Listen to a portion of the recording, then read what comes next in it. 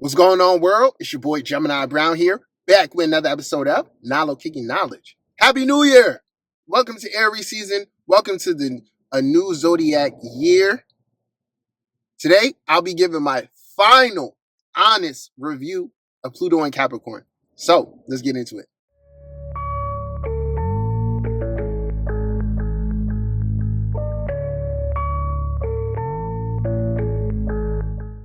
Now, I've actually been wanting to make this video for a while, or rather, this will be like a reflection of thoughts that I've been gathering throughout my whole experience, y'all.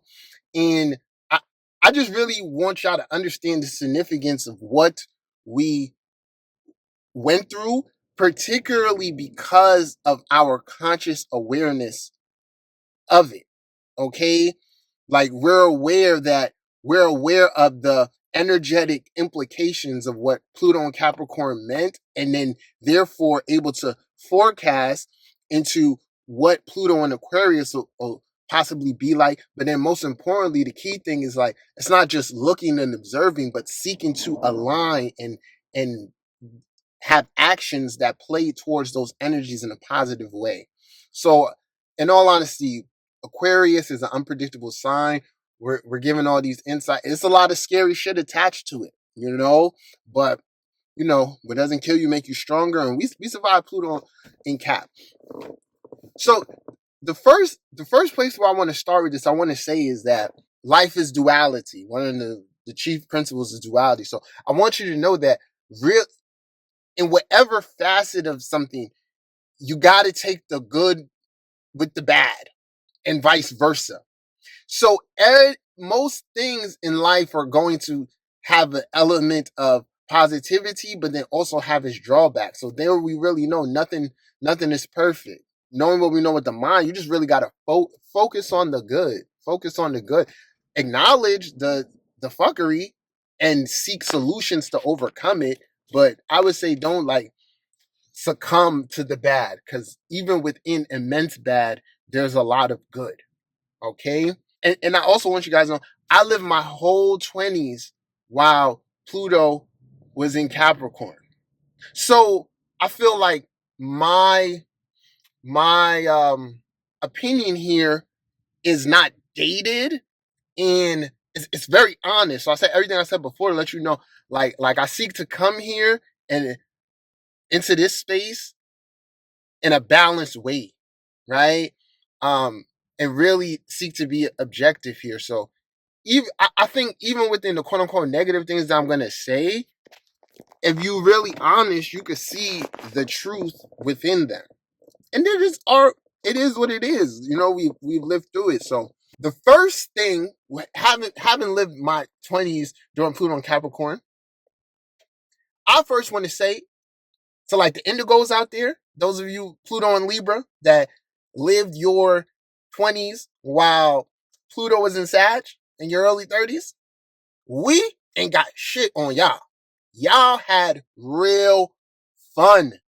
Y'all were really connected to the collective culture. And overall, in a simple sense, y'all socialized more. Y'all socialized in a natural way. I experienced social media, as we all did. And it's interesting for me, being a young person, 18, 19, or maybe Facebook came out when I was like 16. I just don't remember. But, I remember it was towards the end of high school. What this was, literally, I got to see it in its innocence, in its natural form. Because I was a young person, and technology is very much for young people. Because I was a young person, I wasn't resistant to it. I was curious. Oh, what's this? Right? So just like everybody went, I got a Facebook, I got a Twitter, and I plugged in. Okay. The truth is, from that time until now, in terms of social skills, real engaged fun with other people, there's been a steady decline since the inception of social media.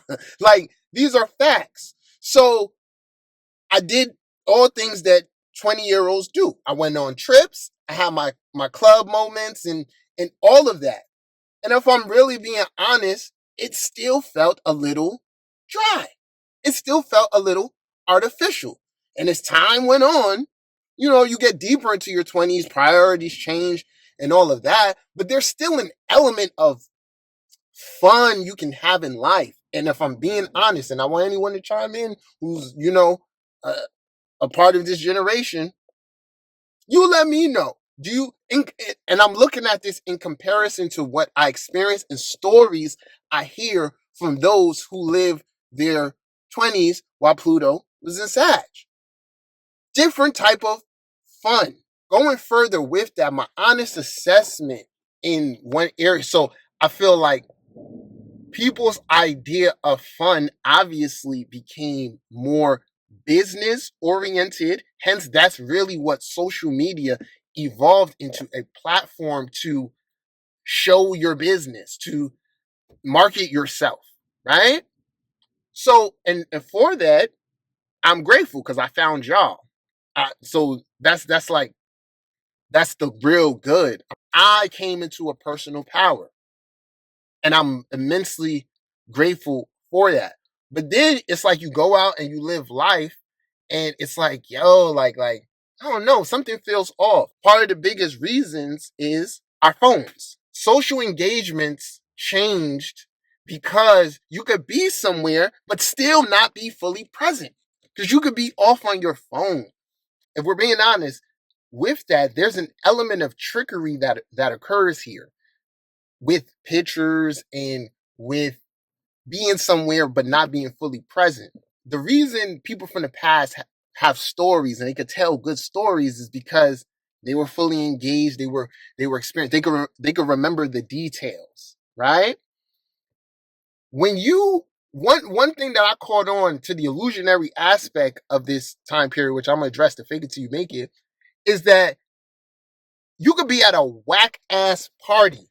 You there and you know this party whack. It's not moving. Maybe one song comes on. Let's say it's Juvenile. Back that ass up. Girl, you look good once you back that ass. That's going to get everyone on the dance floor. Say you get a 10-second or 15-second video of that while everyone's dancing. And, oh, okay, I saved this memory. You could lie to yourself that was a good night.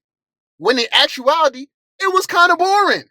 Apart from that song, people were just on their phones, right? Keep that in mind. Like that's an element, and I feel like it deals with honesty. So a person, and this is where I guess this may be the Virgo. You tell me something, I'm asking questions. I just do that. So if you tell me, oh yeah, I was in Dubai, I'm gonna ask you, what was that restaurant you went to that you enjoy so much? Damn, I don't even know.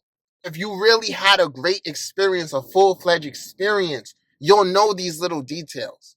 Okay? And that just goes with being present. So I just feel like fun during Pluto and Capricorn wasn't as fun as it was perceived to be. So, comment, let me know your thoughts on that. Moving to the next thing here. Pluto represents Capricorn represents business, the business world, and like I said, everyone pretty much has gotten into this energy. So what I learned about business is that business is predicated on copying. Business is a copycat industry. Or like at the core principles of business is kind of like, oh, I'll take that shit and make it mine. Y'all already know one of the major collective markers for the beginning of Pluto and Cap, and representative of that is the show Shark Tank. And if you watch Shark Tank, depending on your invention, they'll ask you, hey, is this patented? And then they'll ask you, so depending on what it is, so what's keeping me or anyone else out there from just knocking this off? That's the actual reality. So now this is coming from someone with a Leo stellium. I pride myself on originality authenticness. And so for me, just to see that part of success is attached towards conformity or like just copying a great idea, that, that very eye-opening. Very eye-opening. And it's still something that within on my soul level, I can't do it. I give y'all another great story, right? So many of you don't know this. Many of you know I'm a poet. When I was graduating high school, I was very much so in my poetry lane. And then I got into the real world. I started doing a lot of open mics, winning competitions and all of that. And I think by the time I was 19, I had the opportunity to publish my first book, which I did. My first book is called Life in the Recession. Hence, at the time, the crash of 2008, right? I was really like just connected towards what was going on collectively, and that was motivating just my ever-changing mind. So I got this opportunity to write this book, and it was like, oh shit, I'm a published author. And then that led me on the path to working with children, which eventually led to me going into teaching, because I wasn't trying to do that, but I just kind of followed the tea leaves of the universe, and yeah, you know, here I am, Mr. Brown.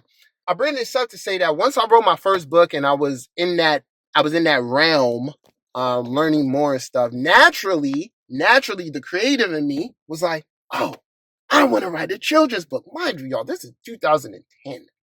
This is a completely different world. It's 2010. I'm like, y'all want to write a children's book. Now, that's what I said. There's positives and there's negatives. So the easy part for me was to write the book, right? And the book is called A Day in the Town with Mr. Brown. This is not published. I'll go on and let y'all know. So at this time, 2010, I write the book, and then I'm like, damn, I got to find an artist.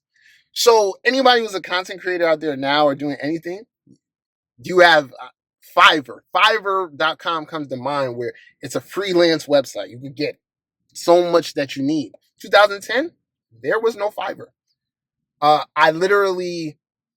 had to rely on, like, I was looking into artists that I knew. So, or someone who knew someone who was an artist, and, trying to pitch the idea and stuff like that. And the artist that I found at the time, it just wasn't within my price range. It wasn't within my price range. And I was going to try to publish it independently and all of that. So I ended up not publishing the book, but I had the manuscript, and I was like, all right, this will just come together when it's supposed to. Fast forward to now. Because of technology advances and everything, it's immensely easy to write a book.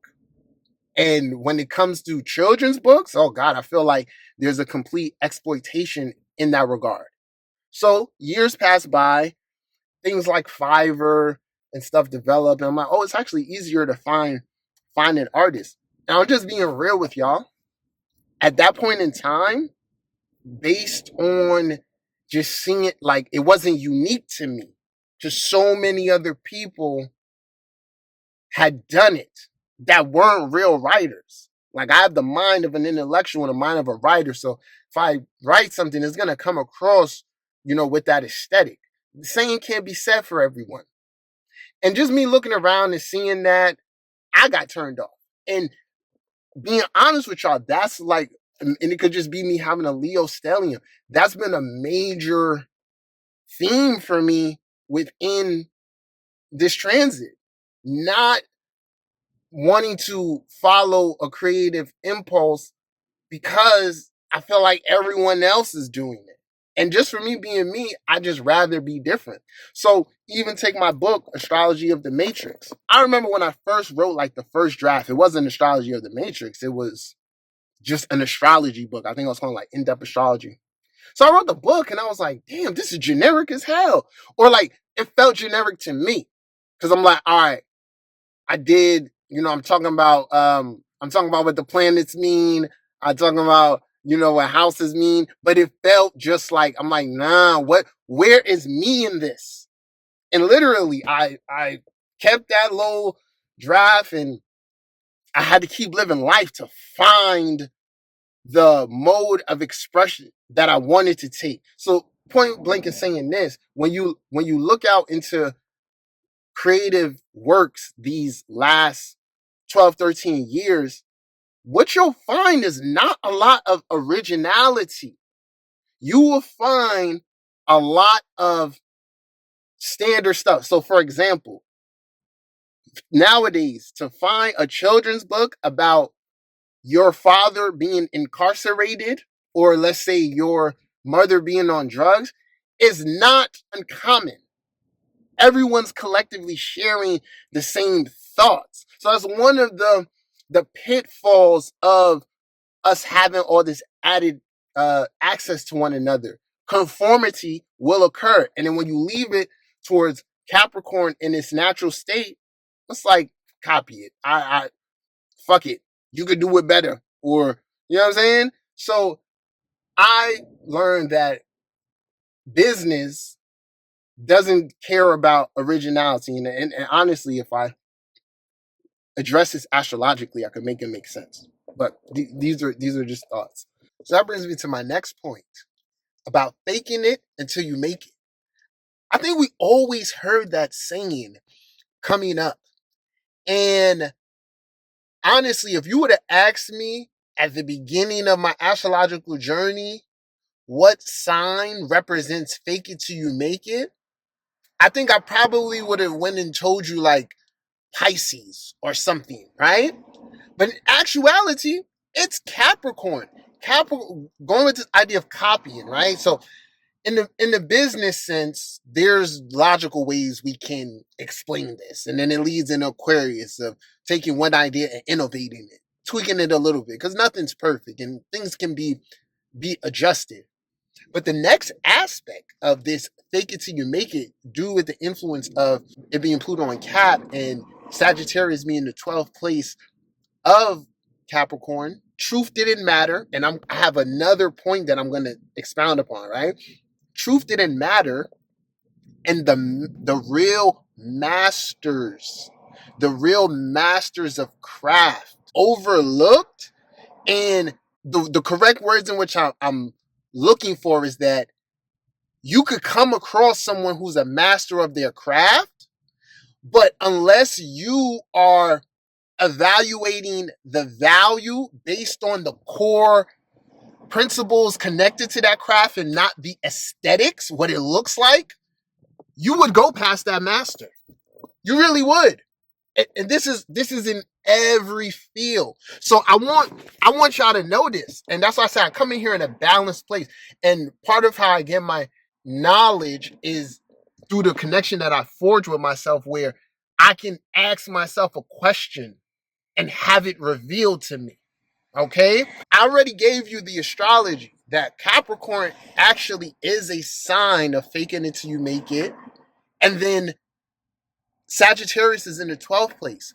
So I'm going to use hip hop as an example, but this is within so many different fields. I know that we've lived through LeBron James and Tom Brady, right? In their respective fields. When did their career start? Way before 2008. Okay? What I'm trying to say here is that realistically, because Drake and Cole and Kendrick are not included in this conversation. The new rappers. If you born 99 and up, Lil Nas X and them, there are no actual masters of craft. They are like the rest of us. They had a moment in which they were able to capitalize off of. This doesn't diminish their accomplishments and their hard work, but what I'm saying is, these are not masters. Like in the 90s and beyond, those who got record deals, even if they were one hit wonders, it was embedded into the culture that you had to really be about what you were talking about. So like I'm saying, all rappers then had a particular level of mastery when it came to that pen. Hence why the lyrics were so good. So I'm honestly letting y'all can push back here if you want. Kendrick, Cole, 80s babies, early 90s baby, not included in this. But that next generation, I think they call them Z, no real masters there.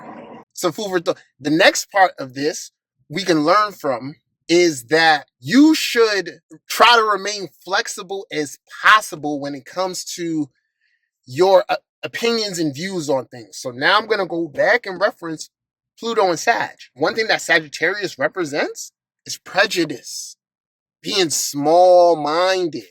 But the duality is expansive thinking and an open mind.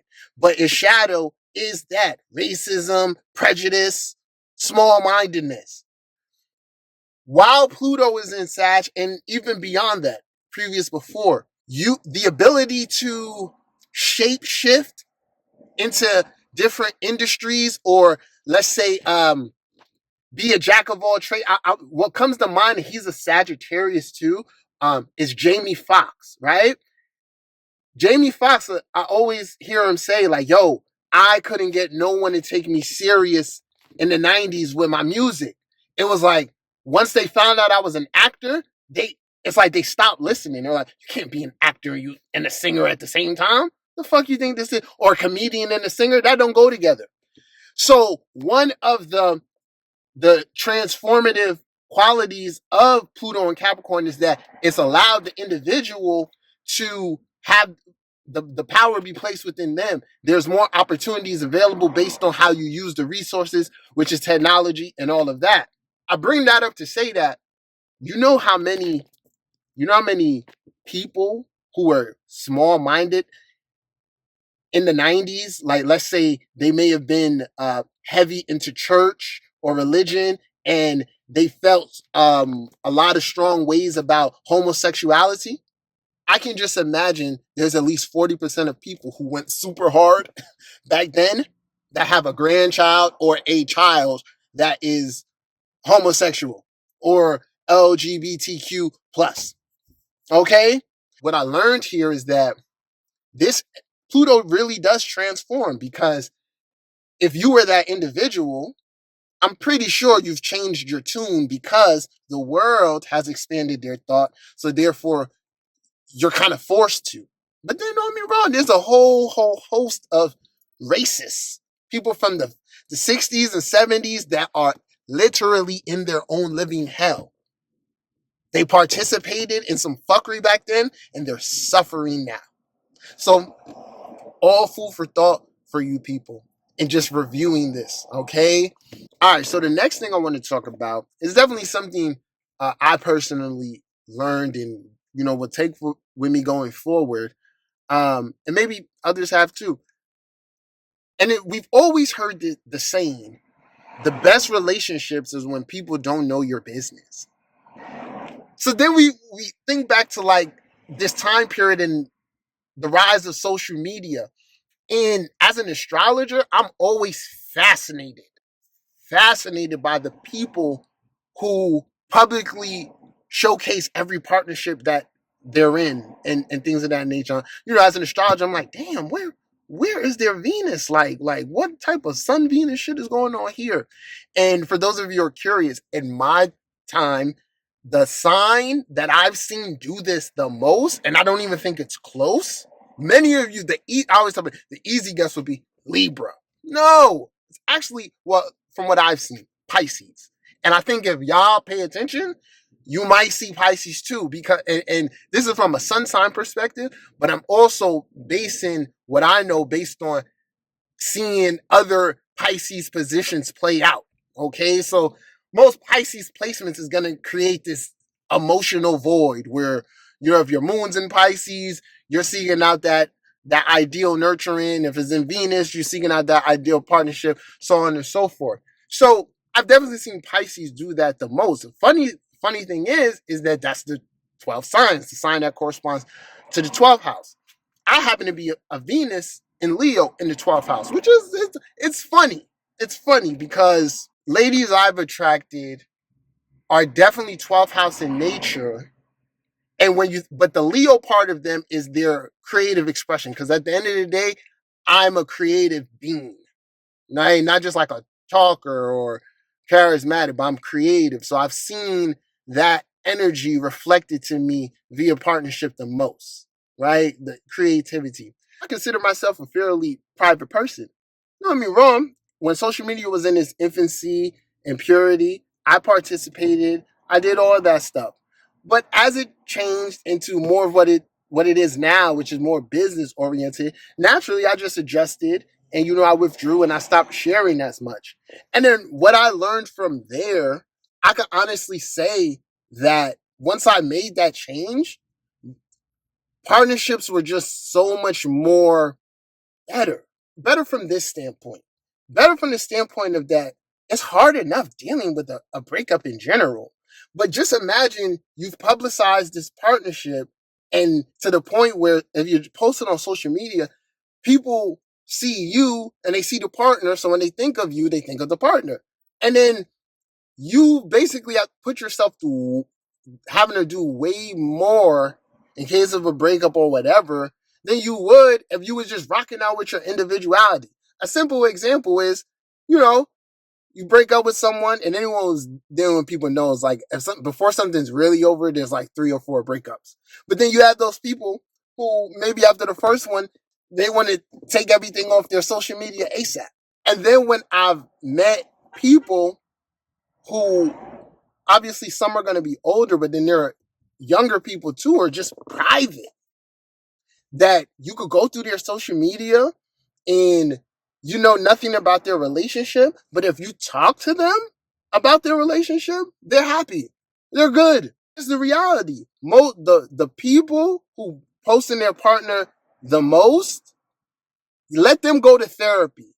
One of the first things they go and do is complain about that partner. It's something that that partner does is annoying them that they probably don't tell them, or something about the partnership that it isn't as good as they want it to be based on how they're projecting it.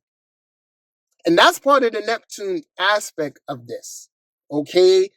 Which is simple thing is like pictures are worth 1,000 words, but don't believe everything you see at face value. You see people smiling, who's to say they're really happy, right? You see people doing all this extra shit, who's to say they really got chemistry?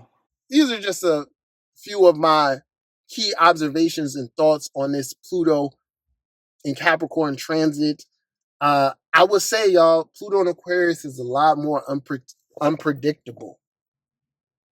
But with that, there may be more adventure, right? As I've been saying in all the videos, we just got to be responsible with this technology. And we have to kind of understand that this is a new world. And there are going to be new ways of living and relating and just ways of even healing that we got to, adjust to. All right? So feel free, chime in. Let me know how was this transit for you? What are your honest feelings about it? All right? So next time, peace.